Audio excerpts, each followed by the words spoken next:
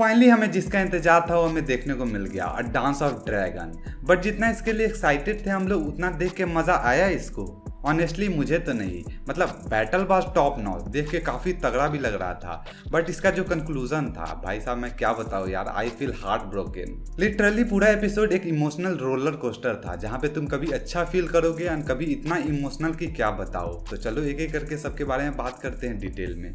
तो देखो episode start होता है डेमन का वही हैरन हॉल में हेलुसिनेट करना। जैसा कि हमने पिछले एपिसोड में देखा था कि वो हेलुसिनेट करते करते गॉड ट्री के पास पहुंच जाता है, वैसे ही इस एपिसोड में भी वो बार बार हेलुसिनेट कर रहा है, जिसमें कभी कभी उसे यंग रेनेरा दिख रही है तो कभी कभी खुद को एमंड के वेशभूषे में देख रहा है। लेकिन इसका रीजन क्या है? May be it is because of his guilt, क्योंकि इसने लाइफ में काफी डरावने कांड करे हैं, या फिर कर्स ऑफ हैरन हॉल। अगर तुम्हें कर्स ऑफ हैरन हॉल नहीं पता है तो जब से Aegon the conqueror heron the black को मारा था एंड उसके पूरे हैरन हॉल को जलाया था, तब से माना गया है कि वहाँ जो भी रूल करने जाता है उसका पूरी तरह से डूम हो गया है।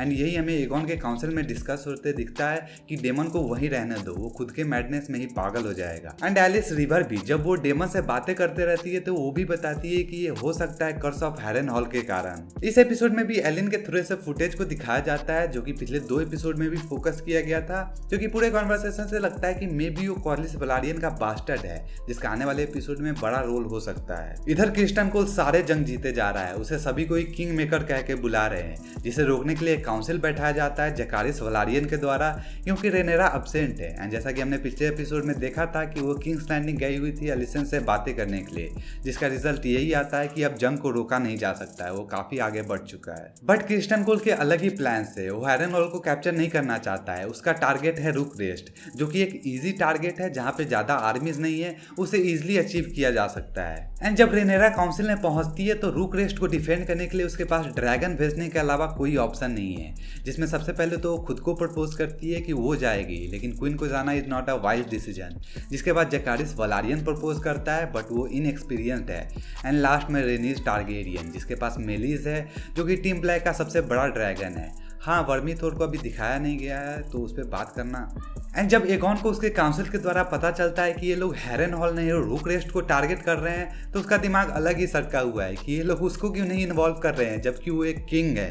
एंड जोश जोश में वो अपने ड्रैगन सनफायर को लेके बैटल में लड़ने निकल गया है। एंड वो रेनिस टारगेरियन का अपने ड्रैगन मेलिस से बातें करना उड़ान भरने से पहले, वो थोड़ा सा इमोशनल मोमेंट जिसमें उसे फील होता है कि मे बी वो लौट के आएगी भी या नहीं भी, क्योंकि जब मेलिस बैटल में उतरेगा तो उसके अगेंस्ट में वैगार होगा। इसके बाद आता है वो बैटल का सीन जहाँ पे रुक रेस्ट अपने कैसल से खुद को डिफेंड कर रहा है। एंड तभी एंट्री होता है रेनिस टारगेरियन का अपने ड्रैगन पे।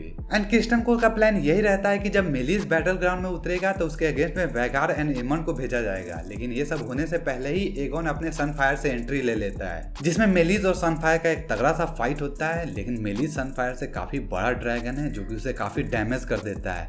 एंड जब वैगार उसे बचाने जाता है तो उसके ड्रैगन फायर से एगोन ही इंजर्ड हो जाता है, जिसके बाद दोनों लैंड कर जाते हैं एंड दोनों इंजर्ड। एंड अब बारी है मेलिस वर्सेस वैगार की, जिसमें जो size difference Sunfire and malice में था वही साइज डिफरेंस इन दोनों में भी है। एंड रेनिस टारगेरियन वो एक बार भी भागने का ट्राई भी नहीं करती है, क्योंकि उसे पता है कि उसे एक ड्यूटी दिया गया है जिसे उसे परफॉर्म करना है, चाहे उसकी मौत ही क्यों ना आ जाए। जिसके बाद एक बहुत जबरदस्त फाइट होता है मेलिस और वैगार के बीच, जिसमें वैगार एक बहुत बड़ा ड्रैगन है। जब वो अपने जबड़े से उसका गर्दन पकड़ता है ना भाई साहब, जब वो 5 सेकेंड का आई कांटेक्ट था रेनिस और उसके ड्रैगन के बीच, भाई सारे इमोशन फील करा देता है। जिसके बाद मेलिस मर जाता है एंड दोनों जमीन पे गिर जाते हैं। एंड यहीं पे जर्नी एंड होता है प्रिंसेस रेनिस टारगेरियन का, the queen who never was.